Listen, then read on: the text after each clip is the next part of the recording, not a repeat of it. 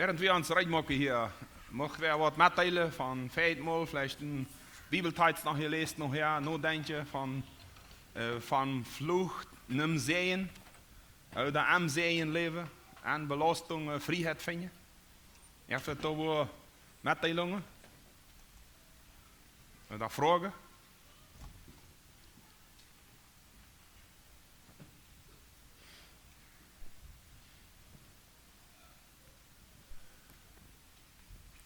Wie habe je davon geredet, dat...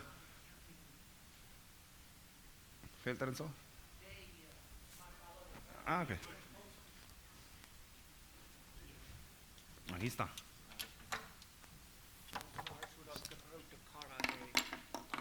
Niet dat. Ik ken dat zo in reden, dit maar.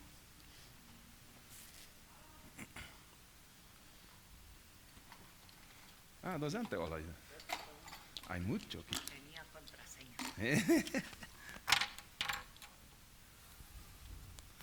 Wie had die de over de verhaal meermaals dat erwähnt, en je mocht het allemaal wel zeggen. God wil leven. God wil leven volop, dat is zijn plan. En dan wil we vandaag weer gaan met hem danken. Maar Satan wil dat tegendeel. Satan wil dood. En wanneer hij dood maken kan, dan wil hij stieren, durcheinander brengen, vertwijfelen en frustreren. Dat is zijn ort. En dat is ook maar wens hij geen God kunnen wel. En alles wat God en die deed en mij deed en de wereld wel. Weil Satan nicht, dass das stabil wird, dass das steif wird. Und ich glaube, daher ist es wichtig, dass wir den nächsten Schritt gehen und ich werde da von da anfangen, nächstes Mal wieder machen. Ich war das Thema Identität und Bestimmung. Ich weiß nicht, weil auf jedes Wort keine Identität, das ist.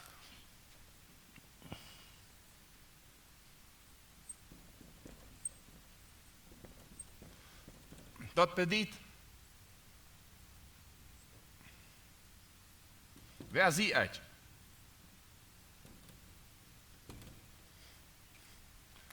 Identität ist, wer sie euch? Wer bist du? Und wo willst du die anschätzen?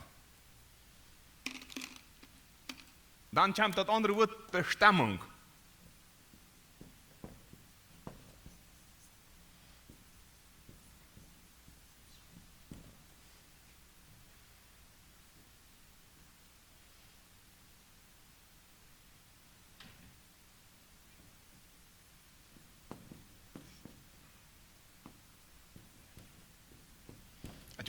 Bestimmung ist, was es mein wird. Wie wird am Leben. Wer sieht, was mein wird oder was soll ich tun? Und das sind zwei Wörter, wo wir vandaag noch gehen und einfach nur sagen, was ist, wer sieht, nur Gott sein Plan oder wer denkst du, wer du bist? Und wenn wir dort ein kleines, vielleicht leichter erklären oder so, kann man auch sagen, mit wem identifiziere ich mich? Wenn du in eine Familie abgewassen bist, dann heißt es, ich ein Friese, oder ich ein Gösse, oder ich einer von Durango, oder von Neuo Ideal. Ja, ich sehe, was ich sehe. Ja, da wo ich abgewassen bin, was mit mir geworden ist, da sehe ich. Aber das ist gerade dort, was in unserem Leben viele Mal durcheinander kommt, wo wir uns fragen, wer sehe ich wirklich? Was sagen andere, dass ich sehe? Wer sind die mir, wer leben die mir? Und als je dat scheint sich befreien, ja, dan de vrijheid meespeelt weet je. En wie dan te blijven. Ja. En dat is een gemeenschap immer so. De nächste erlebt die, en dan weet je meespeelt wer du best. Maar am ganzen nou te weten wer du best, brauchst du Freunde über längere Zeit. Menschen, mit denen du lang lebst. Dan kan die Fan sagen, wer bist du in seine Augen, wer lebt die, wer lebst du, wer denkst du, wer redest du. En dat je dan zeer klaar ook schaut zich mir richtig an, dat weet je wat anders als de anderen mir erleben, als de anderen zeggen dat ik zie. Mijn ene waarneming van mezelf, wanneer ik wil zeggen, mijn identiteit is dit, want ik zeg, dat is mijn waarneming. Ik neem me zo voor, ik herken me zo en beschrijf me zo als dat. En God heeft ja een plan, als hij ons mag. En hij mag ons. Wenn wir da noch checken, können wir sagen, meine Identität ist, ich sehe ein Schöpf Gottes, ich sehe ein Moxel von Gott. Das sehe ich. Ich sehe als Mensch ein Moxel von Gott. Und für was hat er mich gemacht? Habe ich al een paar Mal angeredet, auch ab der freie Bibelstunde, dass wir das verwolten, was er gemacht hat. Dat zijn we. En dat is groten Wert heeft Gott ans eingestaubt, auf hogen Wert. En andere zeggen, wir sind endlich die Kroon van de Schöpfung. Hij mag alles. En dan man sagt den Mensch noch an, sagt hier, das ist das heißte, ihr seid das heißte, ihr seid das stolzste, das Weseste, ihr seid mir ähnlich. En hij sagt, je aan, om dit verwolten, alles wat hij gemacht hat. Het je weet je te verwolten. Ja, dat is een grote verantwoording. En dat je weer aan de zijn, Gott heeft ons gemacht, wir sind Geschöpfe. En dan für wat is ons wird? Nou, dat heißte. Das heißte von alles, was hij gemacht hat. Schaust du die auch so an? Mir hat das viel gekostet. Mir selbst zu unternehmen. Gott hat mir das viele Mal müssen wissen. Und ich habe das viel mal verteilt. Wenn wir dann mal Karten nehmen, und mir meins halt das ein bisschen sein, wo dein Gott aus Hamburg dein, am Anfang, und dann sagt er, zu der Erde, sagt er, dort Planten rütbringen. Dann redet er zu der Erde, das jetzt ist es so, Erde, nu, jaf mal rüt, wo er die gemacht hat. Und dann gab die Erde Planten, Wasserplanten, für mehr sagt er, Fisch her, und mehr sollen Fisch entstehen, dann war das doch Fisch. Also jetzt ist es an Gerät im Wasser, und dann passiert das. Und dann, als er den Mensch mag, jemand hat das mal so gesagt, als er den Mensch mag, dann redet er zu sich selbst. Dann sagt er, lass uns den Mensch mag. Weil er den Mensch mag. Nicht die Erde, die hat den Mensch fair. Er nahm noch her, das was er gemacht hat, Blatt, Stoff, Pulver, ja, und farmt uns. Und er redet zu sich selbst. Und dann habe ich sehr klar erkennen, dass der Bereich vom Leben für die Tiere ist die Erde. Davon leben die. Oder daarboven leben die. Alles wat eruit komt. Sie eten davon. Der ganze Lebensbereich in der Bestimmung von der Fisch ist das Wasser. In uns Lebensbereich ist die Gemeinschaft mit Gott. Und nicht bloß, ob das sie Erde gehen. Und sie sagt, lass uns den Mensch machen. Ein Teil von uns. Ein Teil von mir. Ein Teil von uns. Und das ist sehr einfach, wenn man sich dort ein bisschen vorstellt. Das ist sehr begrenzt und sehr einfach gesagt. Aber nehmen wir den Fisch aus dem Meer, das Meer bleibt Meer. Aber der Fisch geht tot. Nehmen wir die Plant aus der Erde bleibt Erde. Aber die Plant verschwindet. Und nehmen wir uns Menschen Gott los, ja, wenn wir von Gott losgelöst sind. Gott bleibt Gott. Aber wir sind nicht mehr da. Wir sterben. Und wenn wir dann über Tod nachdenken von der Bibel her, ist das auch nicht am Ende nicht alles uit, sondern er redet von mehreren Orten von Tod. Und immer das ist ein Gedanke von Trennung. Gott löst seine als geistlich Tod. Wenn das Charpa-Stoff trennt sich Seil in Charpa. Wenn wir dann Lothar, was die Bibel sagt von der zweiten Abstundung, dann wo wir Abstunden für ewig, oder vom zweiten Tod, dann wo wir getrennt ewig von Gott. Dan is het nochmal gestorben, aber dann ist es ganz von Gott getrennt sein für ewig. Das ist vom zweiten Tod, nicht vom ersten Tod. Uns wird, unsere Identität ist, wer sie ist und was sie ist wird. Bestimmung, wo gehe ich hin? Was für ein Wert habe ich, wo ich hingehe. Und in Richtung geht mein Leben. Und das muss in die Richtung gehen, als wie wertvoll sein. Oder dafür, was wir bestimmt sind. Bestimmung ist, hat wer gesagt, für was ich sie. Identität ist, wer sie ist. Und Bestimmung ist, was sie ist. Oder für was, oder wo ich mein Leben habe. Wo sie ist hier auf der Erde. Und ich weiß nicht, ob du das weißt, für die klar, dass du einmal zweifelst, einmal unsicher bist. Für was bist du auf dieser Erde. Und mir fällt das sehr ab, im Vorbereiten, dass das Gedanke kommt, dass er sagt, als Gott das mag, oder uns bestemmen, dass diese zwei Sachen, die Identität und Bestimmung, wer sie ist und wo ihr das hin, oder wo gehe ich hin, dann sagt er, ja, Gott hat das noch eingereicht, dass wir das schreien, auf eine ganz bestimmte Stelle, und von ganz bestimmten Menschen. Und das sind die Älteren. Die Älteren sollen uns als Kenia, oder wir als Älteren sollen uns Kenia das beibringen, was ihre Identität ist und was ihre Bestimmung ist. Und wenn Gott das so geplant hat, dass diese Botschaft ganz gezielt an eine Zeit nachkommt vom Leben, wo wir abwachsen, ist es auch eine Zeit, wo meist begrenzt ist, das ist mal eine Etappe. Aber ans Menschenleben ist hier von einer Zeugung. Ja? Von dann aus eine Mutter lief, das Fett da, die Befruchtung ansteht, dann fängt das an zu wachsen, entwickelt sich dort. Und das passiert an einem Körper. Und wenn das Geburt hat, ist alles bestimmt ab Wasser, entwickeln. Und da soll das klar gemacht werden. Wer bist du? Und für was bist du? Wo ihr das haben. Und das passiert dann in einer Familie, der Kind abwässt, dem hat das erleben, von den Eltern soll das hier, von den Eltern soll das erleben. Je wezen krijgen, erklärt krijgen, ook je leidt worden aan dem, dat hij erkennt, wens mijn bestemming en wens mijn identiteit. En wens dat die Bereich ist, versucht Satan krijgt in dem Bereich an zu kommen. Dat hij, wie würden manchmal sagen, dat weet wie als Eltern, weet wie het sehr gelten, dat wir Situationen erleben, wo wir so viele, wie maken dit onstabiel, de identiteit en onze China, en ihre Bestimmung ook daar gewisse Reaktionen. Entweder ein Dall worden, oder sei ein halbstück nicht, oder wann was das mal begriffen, hat die al 100-mal gesagt, aber vielleicht mal 5-mal gesagt. Das sind Situationen, wo Satan versucht uns von Gott, was Talentje oder von einer bewusste Verantwortung an die China Seele das mitzukriegen, wer sie sind und wohin sie gehen oder wohin ihr Leben ist und für was. Und das ist ein Ziel, da an kommen, an uns alle, an die Familien. Und das einander zu bringen. Und so fangen wir, wenn wir an, Tschetschen hat so angefangen am Garten Eden, oder da mit Adam und Eva, wo wir einmal prüft und an, und hat nachher so sehr viel Erfolg gehabt. Meinst du das?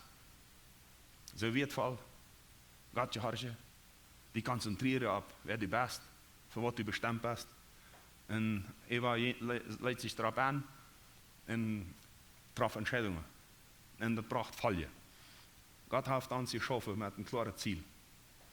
Und wenn wir von Fluch und Sehen reden, dann brauchen wir immer Klarheit, was ist Fluch wörtlich und was ist Sehen.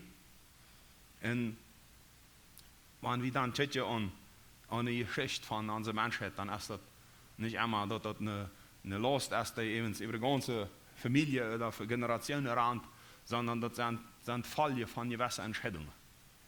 Und wir bloß ihre Situation nehmen. Sie handelt und zurecht ausgewiesen mit dem Mundhalb aus dem Gott. Das hat sich in einen Fluch, was Gott dann eigentlich klar verflucht, das ist ja der Schlange. Und er sagt, die Eden, die wird immer zurückbringen. Die Fälle von das Ganze sind viel andere Sachen mit schwerer Arbeit und das Satan sehr viel Gelegenheit hat in unserem Leben. Eens wie Sünder sind. Wir waren als Sünder geboren. Und ich möchte eine Geschichte vertellen, die mich hat angeredet hat in ein Buch gefunden von einem Mädchen, das in diesem ganzen Land kommt und wo meinen Beseinen nur, dass mein Fluch ein bisschen klarer wird, dass das nicht ein Fluch ist von Generationen, sondern dass das Lasten sind und Entscheidungen, die da kommen und die sehen aus dem Fluch aus. Die sehen aus, wann das bloß rauf und einmal schlecht da. Das ist ein Mädchen, das ist ein Teenie-Aller, versteht sich nicht mehr gut mit ihrem Vater. Und das ist an eine Chat und sie trennt sich. Sie sagt, Fut hier, ich gehe von Tisch Fut. Und dann trifft sie diesen Schritt, den einen Schritt. Und ich möchte den Schritt hier mal abschreiben. Ersten Schritt.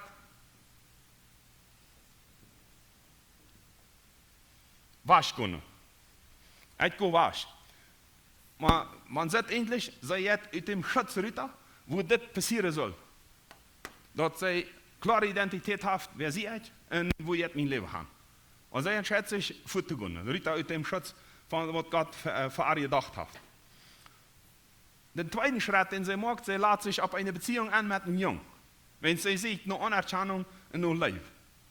Und der andere Schritt, den sie macht, sie schläft, haben Sex miteinander und sie wird schwanger. Angewollt, will sie gar nicht.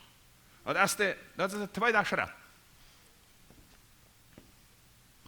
Ich will mal Beziehung schreiben.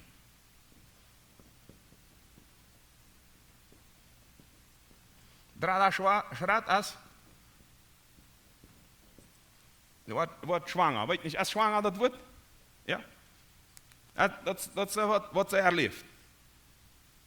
Und dann trifft sie eine Entscheidung und wird das Baby auftreiben. Wenn sie will sich nicht bringen, sie will das auftrieben. Der nächste Schritt. Und dann der andere Schritt, was er dann sagt, diese Belastung haft sie nicht. Ja. Das war schon, falls ich nicht Geld habe, falls ich verloren vom Vater, von der Eltern. Ihr hat eine Beziehung an und wird schwanger, driftet auf, haft diese Last nach oben ab. Und für sich dann so, dass im Leben zu kommen, sieht noch Anerkennung, noch Leben, für was wir leben, fängt eine frische Beziehung an. Was war das schwanger? Und wenn sie das so belastet, dass sie das Kind aufgedreht hat, sie hat einen Mensch gemacht und sie kann nicht mehr. Dann sagt sie, du, ich behalte das Kind. Aber der Junge will nicht. Dann macht sie dem Jungen drücken und sagt, befriedige mich. Ich will mit dir bleiben. Das wie ein Kind, das Kind auch ein Vater hat. Und schließlich steht der Junge dort. Und nur ein Jahr wird sie an, dass es ein Jahr jung ist. Schändlich passig, missbraucht schlägt und dann schätzt sie sich nur ein Jahr sich die Tränen von ihm. Nächster Schritt. Und dann lebt sie allein, sieht eine Beziehung, und so wird man sagen, sie ihn dort wieder. Die wird sich entwickelt, kann man sich denken. Es ist ein Fluch. Es sind Folgen von Entscheidungen. Wenn wir dann an das Kind denken, das abwässt, wird der letzte Zeitchen, das ist ein Fluch von der Mutter an der, vielleicht auch von der Eltern. Ja? Aber das ist nicht ein Fluch, der nicht in der Bretje hat, oder eine Last, oder ein Lebensstil, der nicht in der Bretje hat. Und das ist die Entscheidung, die Menschen treffen, das kommt eigentlich auf das andere. Aber es sind alles Entscheidungen, um sich nur, wer sie ist, für was sie bestimmt, wo ich mein Leben habe. Und ich glaube, dass das nicht ein Fluch ist, unbedingt, dass das hier bei den Eltern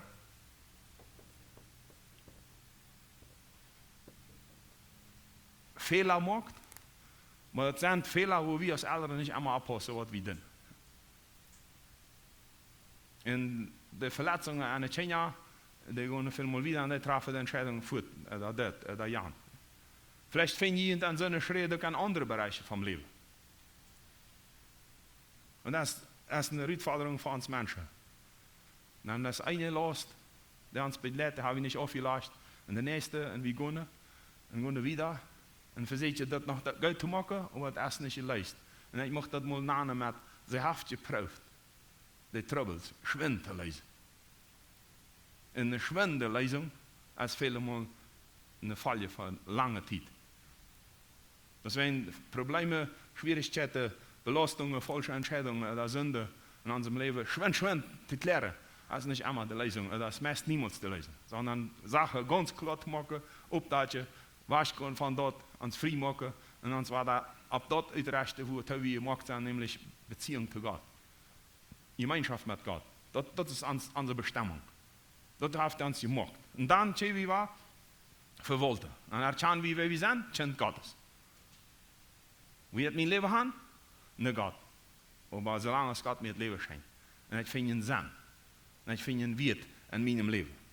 Das sind Handlungen von Älteren, von Jugendlichen, manchmal über Generationen, was nicht an meinen Fluch ist, sondern Entscheidungen, die erholt worden.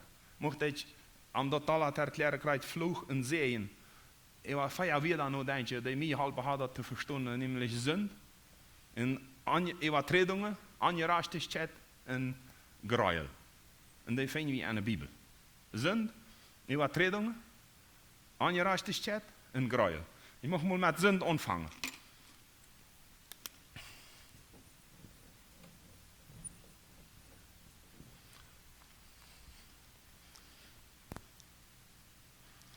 Sünd ist der Begriff, den wir am meisten in der Bibel finden, aber der wird manchmal auch der Sinn von einer Sprache, von einer griechischen, von einer hebräischen Sprache, wo Übertretung steht, wird Sünd übersetzt. Und von daher möchte ich das wieder einmal eindelen. Wenn Sie haben, den selben Sinn sind bloß verschiedene Stufen von Sünd. Und jeder Begriff hat seine Bedienung, hat auch seinen Anfang, oder hat auch seine Entwicklung und auch die Folge davon. Und manche Sünden sind leichter, die eine Folge haben, und manche sind schwerer. Und von daher ist es gleich wichtig, dass ein bisschen unterscheiden, was an Sünde, Ungerechtigkeit, Übertretungen oder Gräuel. Und in 2. Mose 34, 7, da finden wir dort, ich möchte, dass ihr das abschlagen, was ich halb von Lothar, 2. Mose 34, 7.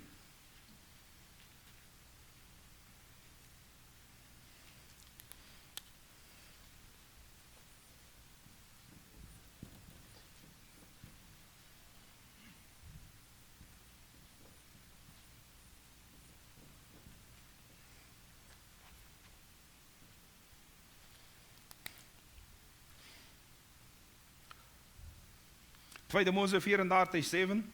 En dan we kunnen ook al 6 lezen. Dan zegt het, en de Heer Jens voorzien aangezegd Eva, wie Mose. En hij zegt, Jahwe, oder haar God, barmherzig, gnädig, langsam en bossig zijn, uit am Zorn, en rich en gnade en waarheid. Vers 7. De gnade bewaart, God bewaart gnade, ja. En God die gnade bewaart aan duizenden, oder aan veel generationen. En de schuld, oder andere übersetzungen sagen, missetat, vergående, oder Übertretungen, oder Sünde, oder das ist die Schuld, Missetat, oder Vergebung, oder was auch Übertretung genannt wird, in Sünde, oder das wird auch Auflehnung genannt, die hij verjaft. Schuld, vergeben, Sünde, oder Übertretungen, die hij verjaft. Aber keineswegs, oder gar nicht, angestraft laat, die Schuld von der Vater, und hij zegt, een Tjena, een groot Tjena, wat im 3. und 4. Lied. Wenn wir dann 2. Mose 20 lesen, da sagt der Teniaron, von die mich hassen. Und hier bei diesem Teilskreis, da redet es diese, nicht bloß an Sünde, sondern da redet es von Übertretungen. Und Übertretungen haben einen anderen Sinn. Spanisch sagt es, da redet es von Iniquidad, Rebellion und Pecado. Die 3 Wörter braucht es. Das ist unterschiedliche Wörter, die Leute sind wichtig zu verstehen. Und das, was wir mit Sünde anfangen, möchte ich mal sagen, Sünde, das Wort Sünde in der Bibel bedeutet eigentlich das Ziel verfehlen. Das wird einmal gebraucht aus der Flensburger Scheiter, so wie sage ich das. Ja, der bloß Scheiter irgendwo haben. Das meint eigentlich, recht mich nicht nur dort, wo ich eigentlich hinscheiten soll, sondern ich will bloß scheitern. Und ich traf das Ziel nicht. Das wird, wenn man redet von Bestimmung. Als sie bestimmt für das, aber ich gehe besiegt. Das ist mir in den, mich haben das nicht viel. Und wenn man Sünde utlässt, das ist die Menschen, die das Wort utleihen von der Grundsprache sagen, das ist nur ein Lichtgeld handeln.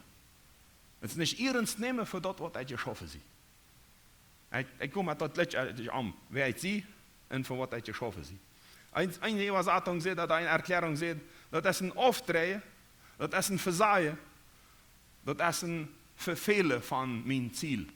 Und eins sagt, das ist verbunden mit, der Mensch verirrt sich. Der konzentriert sich nicht auf das, für was er leben will oder soll, und dann verirrt er sich. Er fängt nicht mehr an Gott verlangen. Er erregt nicht mehr Gott seine Vollkommenheit. Er stolpert, er fällt an, bleibt liegen, wenn es nicht zielhaft oder er ist ein Fehler hineingerutscht, was er nicht geplant hat. Er hat nicht geplant, das zu tun. Es ist bloß letztendlich gewesen. Das ist der tiefste Sinn, oder das meiste Mal, was die Bibel die Sünde betreten hat, nicht entschlossen leben für das, was ich leben soll. Und er sagt, eine Utleiher sagt hier, das beste Beispiel ist eigentlich Petrus seine Verleihung, als der Jesus verliehen hat. Er will mutig, Jesus zu stehen.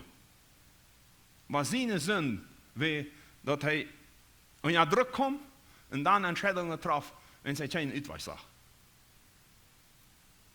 In die Sünde, die Petrus da hat, er verlässt Jesus 3-mal. Und was hat er, als Jesus am Anschaut, als er das 3. Mal gelogen hat, und wenn er sagt, der Hund redet, dann hielt er betterlich. Und das Buße. Weil der Buße utsetzt, weiß ich nicht. Wie weit er bloß, dass Jesus aus seinem Herr abstand, dann sagt er sich dem ab. Und das ist immer, was Utleiher schafft, sei, Petrus handelt aus Angst. Dat wir nicht nur geplante sind. Er ging da nicht an, um zu sagen, ich werde ihm verliehen. Er ging da endlich an, um sich zu Jesus zu bekennen. Aber ab Distanz. Und er weiß nicht, was er damit umgehen soll.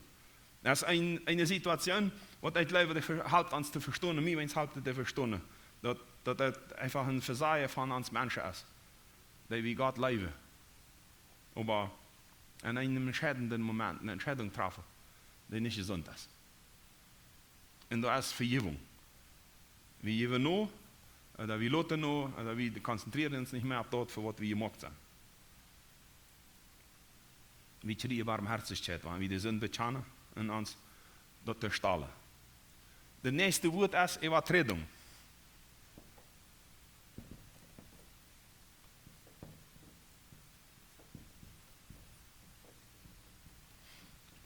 Übertretung ist eigentlich auch leicht zu verstehen. Ja? Übertreten. Übertreten, und das wird eigentlich nicht erklärt worden. Das ist bloß nicht ganz klar.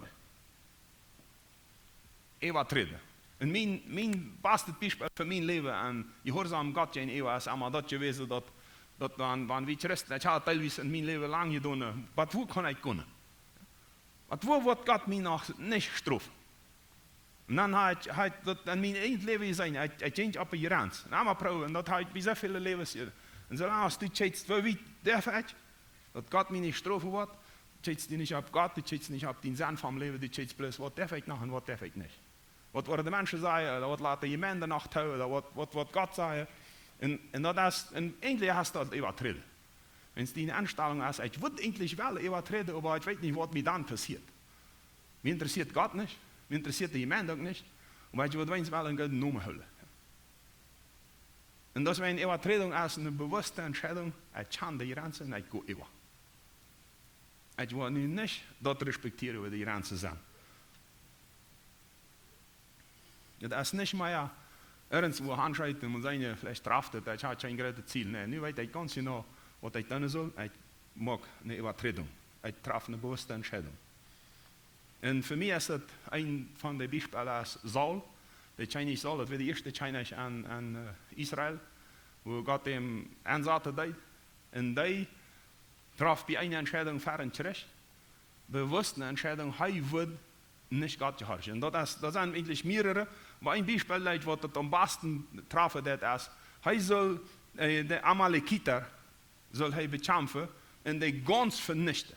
Das Vieh alle, die Menschen alle, die ganze Stadt, alles tot machen. Und er führt ihn zurecht und gewinnt ihn und nimmt ihn Chinesisch, bringt ihn und bringt ihn mit. Und dann noch viel Vieh. Sehr viel Vieh. Und dann kommt Samuel, der der Prophet ist. Und hier dort Brille vom Vieh und der Schop und das alles. Und sagt, was ist das?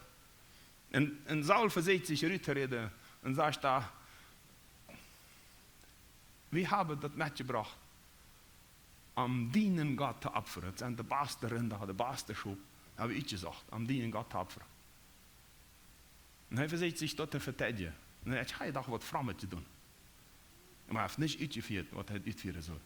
Und das deed hij bewust, hij wist ganz genau. Salomon hat an dat gesagt, das kommt von einer ganzen Geschichte von Mose al, wo Gott hat gesagt hat, das soll passieren, wenn es Amalekiter Israel mal falsch behandelt hat, eine Strategie gelassen hat, das zurückgeführt. Und dann sagt er das.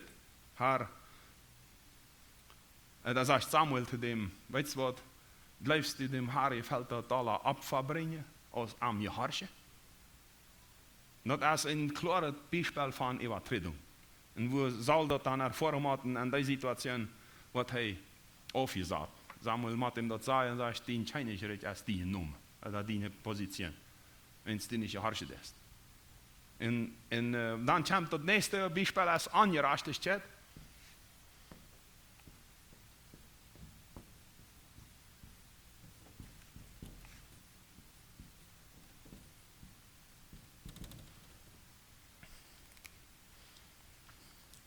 Ungerechtigkeit hat den Gedanken von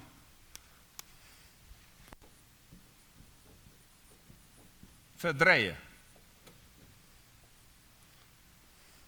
Hier hat het al am bewusst wat verdrehen. Ondersteunen. Bewusst dat torser. Nicht mal ja dat in Richtung houden. Eins sagen verzerren. Das ganze verzerren oder eine falsche Richtung geben oder durchhanbehen, dass es eine falsche Richtung hat. Wenn wir Tretchen sind, bedeutet das Ziel nicht erreichen. Übertretung bedeutet bewusst eine Grenze übertreten. In Ungerechtigkeit ist was ganz schwierig, was gerattert, was breitert, das ist eine schwere Last. Das ist eigentlich auch eine Verzerrung von deinem Charakter. oder von meinem Charakter, oder von dem Mensch, der angeracht ist, das. Dem sein Charakter wird verzerrt, verdreht, verdrallt. Und das ist ein ganz anderer Fall gehaftet. Aber das sind Sachen, wo die Mensch als selbst dran schafft, und das. Und dann ist ein Muster von Fehler, die sich viele Mal wiederholen. Angerachte Städte sind all Sachen, die der Mensch immer war, wenn sein Charakter ist, ganz verdreht. Oder hat ihm in eine ganz falsche Richtung eingelinkt. Angerachte Städte ist nicht bloß eine Tat, nicht bloß ein Handeln. Das ist die Tat, oder das Handeln, was endlich offenbart, was der Mensch wirklich ist. Nämlich angeracht. Das ist ein angerachter Mensch geworden.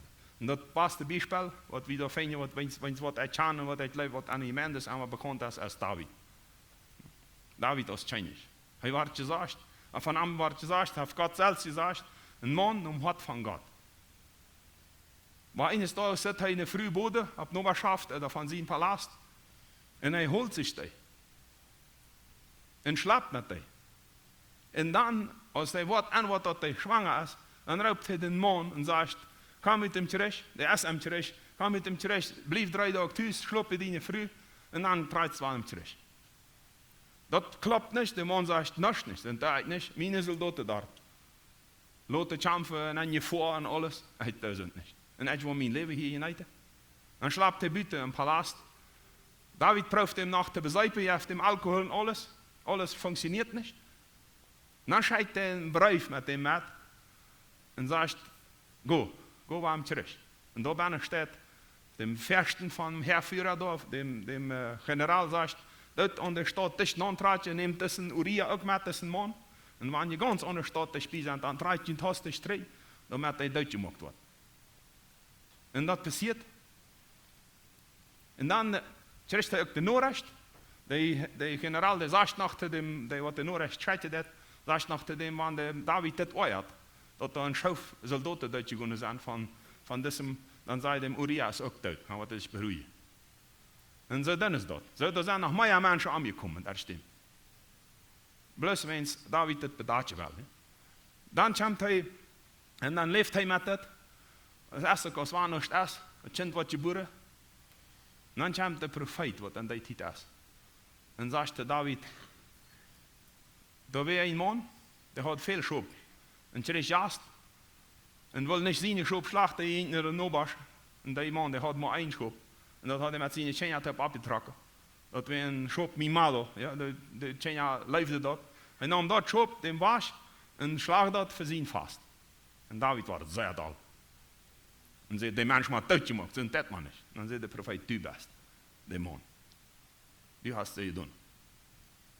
David hat dann Buße, aber da ist bewusst Ehebruch, Manipulation, er hat Menschen manipuliert und er hat den Mord geplant. Wenn ich daran denke, an geplanten Mord, oder als sich fähiggenommen, den Menschen umzubringen, dann denke ich vielmal an andere Sätze an einer Regierung. Wenn ein Mensch, wo ihr gestohlen hat, und was dabei gegriffen, und kommt für ihr Recht, was er sagt, 3 Sachen. Kann man uitvinden, dass er das lange geplant hat, dass er das geschafft hat, stur lang beobachtet hat. Zweitens, hat er eine Waffe mit? Und drittens, da ist er bloß hungrig gewesen und hat sich was gestohlen. Dann wird dann nur eingestellt. 1 Jahr Gefängnis oder Strafe bloß. Aber je nachdem, was er ist, spielt mit, ob er das gewollt hat, geplant hat, oder nicht. Kreuze erst, wenn er wo anbrechen hat, und macht nach einem Mensch tot, was er sagt. Wollte er dem Tod machen, oder wollte er bloß stehlen, und wenn er dem riepen will, und er sich nicht riepen lassen will, schreit er dem Tod. Ein Unterschied. Wenn er geplant ist, hat er eine härtere Strafe, als wenn er sich bloß gewehrt hat. Und so hat er am Recht von dieser Welt all unterscheiden. Ja? Und hier bei David wie alles Fall. Ganz gezielt geplant. Und das wäre ganz utrechtlich Angerachtheit.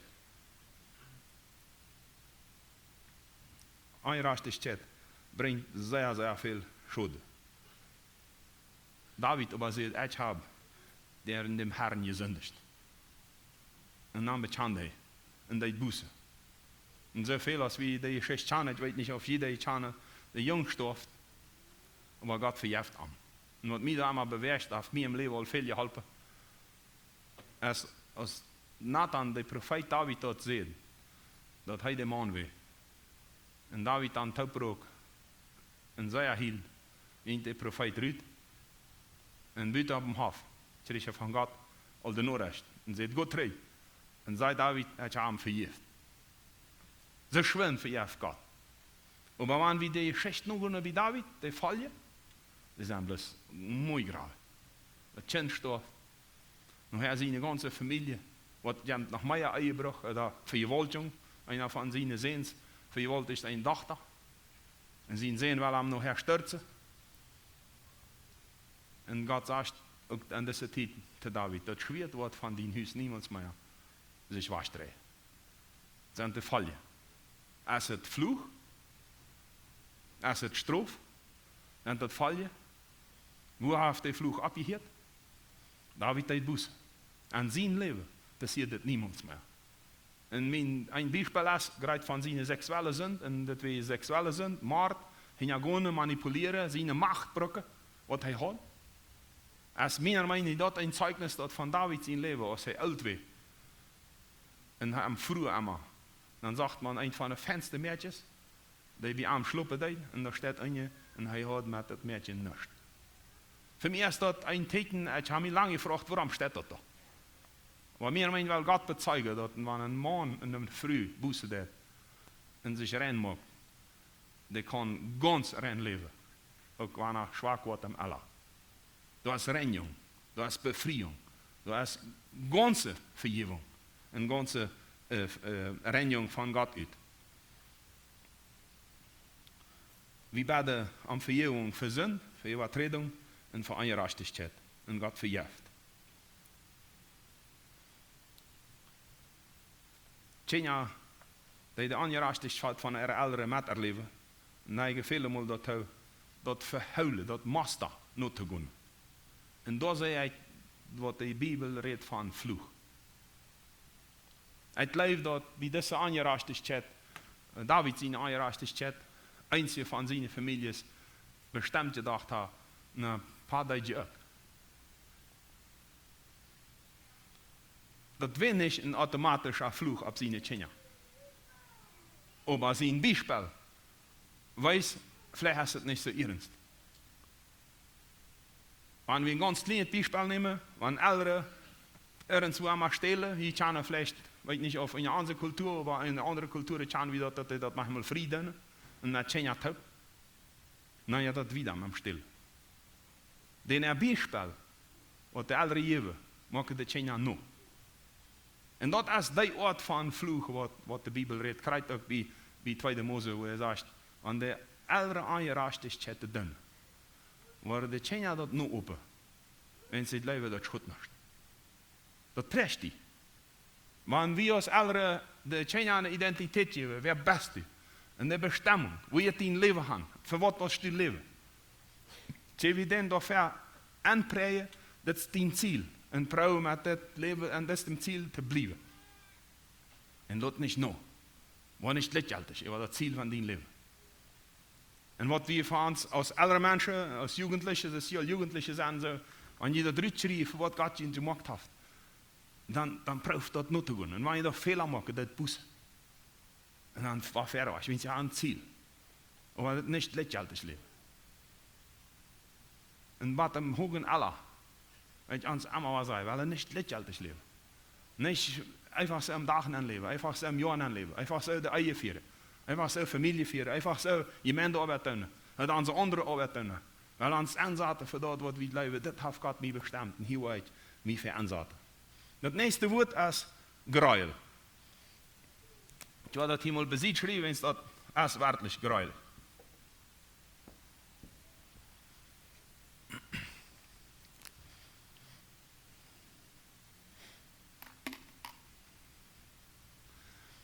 In diesem Punkt geht es nicht mehr darum, dass der Mensch moralische Gesetze übertreten hat, sondern hier geht es wirklich darum, geschaffene Ordnung von Gott bewusst übertreten. So ist Gott das eigenartig, nicht respektieren, ich komme in einen wasch. Das ist, man würde sagen, das ist das Umdrehen vom Helden. Das ist ein Punkt, den Gott ganz klar verurteilen wird. Das ist eine Art von werkelijk je zielt wat uitüben, wat jij dat goed is. Oder jij dat wat Gott gesagt hat, wat goed is. En wanneer we checken wat Gott aufschreiben dat, wie würde sagen, dat ekelt Gott. Dat is dem jij an, diese Sache. Dann können wir sagen, sprechen kann uns damit helfen. Vielleicht sehe ich dort auch noch schon sprechen, saß hier was nehmen. Ich würde den Farsch mal hier nennen, das ist eigentlich sehr wichtig.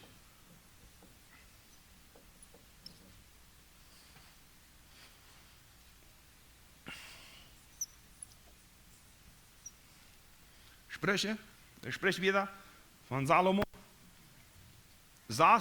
Kapitel 6 von 16 bis 19. In dem Bereich. Und ich werde nicht zitieren, werde nicht ganz lesen den Vers, aber da nannt Salomo 7 Dinge, die Gott in Gräuel sind. Wo Gott sagt, das edelt mich, weil ich bloß noch mit zu tun habe, oder ich werde das ganz rütschmieten, rütkatzen. Und dann Offenbarung geredet von, da wird ich rütspielen. Und am edelt, da wird ich rüten. Und da sind hochmütige Augen, hochmütige Menschen. Und das zweite ist, eine Tongue, die leert. Das dritte Hein, die anschuldigt bleibt für jeden. Das vierte, ein Hort, das beide Plons macht. Und einzige was sagte, dass die beide Plons schmettert. Ja, das ist eine Schmäh, die war je Büt, die beide Plons. Das meine ich einfach ausknüppeln und das reinmachen. Das nächste ist Feit, die sich am beiden Nen schmieden oder am beiden Nen gehen. Nächste eine falsche Tongue. En zo'n wat strijd en ja breida aanstiften. En als je dan spreekt, is God een gruil. Da zei wie dat es met gruil is nog meer als Übertretungen als Ungerechtigkeit. Und das ist bewusst, das Ganze durcheinander bringen, was Gott eingeordnet hat. In Kreuze fangen wir auch nach, wie die Fläche, die wir die ersten 2 Bibelstunden hatten, ja, fluch dem. Vielleicht erst mit der ganzen sexuellen Verwirrung. Dat Gott hat eingeordnet, dat Mann und Frau, Familie, ja, und das respektieren. Homosexualität kommt dann an, das ist Gott ein Gräuel. Und so wird die Ordnung ganz komplett angedreht und bewusst. Und wenn wir da beachten, dass ein Beispiel von Gräuel kann man Manasses nehmen, der in der Bibel ein Scheinisch wäre mit den Israeliten. Und Manasses, was seine Arbeit wäre, oder was er deed, wo Gott ein Gräuel hat, und wo er Sünde deed wäre, er baut ein Altar, am Tempel für andere Götter. Ja, ganze dat Heilige umdrehen. Bewusst umdrehen. Hij abwart sogar seine eine Tjener am 4. Als Abwago für die andere Götter. Hij drijft Wahrsagerie, das ist Wahrsagerie, Zauberie, befrog Jester. Und dat hij anführen als ein System an seinem Staat, an seiner Regierung. Und wenn ihr Ziel daran arbeiten, an dieser Regierung, an meine Regierungszeit, wo ich das nicht für. Und dann wollen wir andere Götter anbieten. Dann wollen wir das alles umdrehen. Und das ist Gott ein Gräuel. Was uns da Mut machen, das ist, wenn wir an Fluch und an Belastungen denken, die manchmal auch an Generationen wiedergehen, wenn wir so ein Beispiel gelassen haben.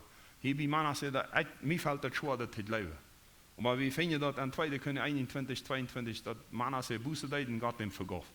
In dem war an seine Gnade ansah. Für mich ist das ein Zeichen, dass wir nicht Angst haben für Flüche, wenn wir uns nur Gott wandern. Und dann, was in deiner Familie passiert ist, was in deinem Leben passiert ist. Und dann, wenn du Entscheidungen getroffen hast, wenn du die Wahrheit hörst und sagst, hier ist Gott ist gnädig, dann komm und geh nach Gott. Und er wird dich vergeben. Wenn die Sünde sind, dann vergeben. Wir brauchen nicht Angst haben, du hast irgendwas in meiner Familie. Wahrscheinlich wird Gott mir nicht gnädig sein. Das Beispiel von Manasse, das ist für mich das heiße Beispiel von, dass Gott dem vergab und dem ansah an seine Gnade. Das ist für mich als Mensch, ich kann das nicht verstehen. Wenn ein Mensch so dumm wird sein zu mir, ich würde morgen, wenn Gott mich wirklich kracht wordt geven, wat uit hem vergeven kunnen, wat uit hem wat leven kunnen, wat uit hem wat daar genoeg schenkt.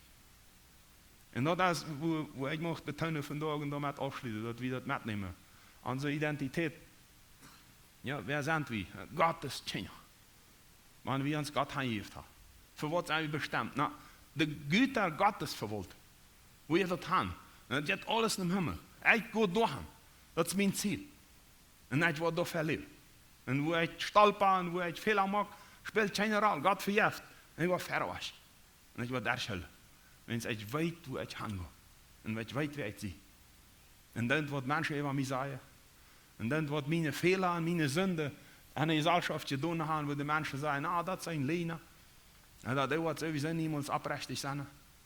Wenn du die Gott handjährst und die Abrechtigkeit annimmst und für Gott lebst, dann weißt du, wer die Beste. Und dann wird sie wo man die einstellt. Sehr schön, dass Fehler manchmal ans Leben beschreiben, aber wie sind rüht. Und man sagt, als ein Beispiel, da bitte er sagt, Gott ist das Zeugnis und ist die Bestätigung und ist das Modell von den schlechten Menschen. Der vergeben, abzurechten, nicht entzaten und zu sagen, hier go. Petrus seine Sünde, haben wir mit ihm anfangen. Und sie dann waren das wenigstens eine sehr große Sünde, wenn sie ihn ja drückt und verlog Jesus. Habe ich selbst ein Beispiel. Jesus sagte ihm, go und werd meine Schuld. Ich habe einen Auftrag für dich. Das ist deine Bestimmung. Und Petrus hat das Rechtliche tun noch her. Er hat sein Leben eingesagt, um das zu tun, was Jesus will.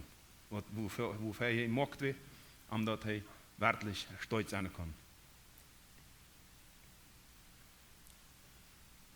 Satan versucht, das zu verwehren, macht uns als ältere Leute machen. Alle dan een tjetje, je wie aan zijn tjen had met. Dat ze verstaan met aan hun ganzen leven versucht je te wijzen.